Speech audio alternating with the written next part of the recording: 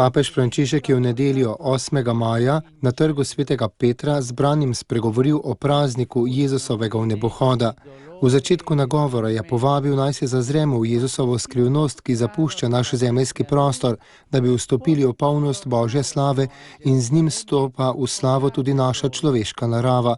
Spomnil je, da Lukov evangelij opisuje reakcijo učencev, ki ob tem niso doživljali žalosti in zbeganosti, medtem ko jih je Jezus blagoslavljal in se odmaknil od njih ter se vzdignil v nebo, so se mu poklonili in se v velikem veselju vrnili v Jeruzalem.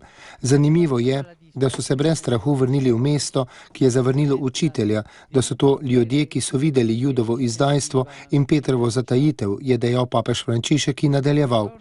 Od tistega dne dalje so lahko apostoli in vsak drug Kristusov učenec prebivali v Jeruzalemu in v vseh mestih sveta, tudi tistih, kjer je zaradi nepravičnosti in nasilja najbolj težko.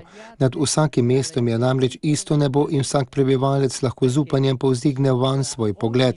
S pogledom uprtim navzgor zmoremo tako prepoznati svojo prihodnost.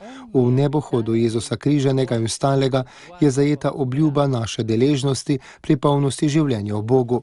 Je dejal papež in vse povabil, da bi tako kot apostoli v mesto vsem polni veselja oznanjali novo življenje, ki izhaja iz križanega in vstalega Gospoda.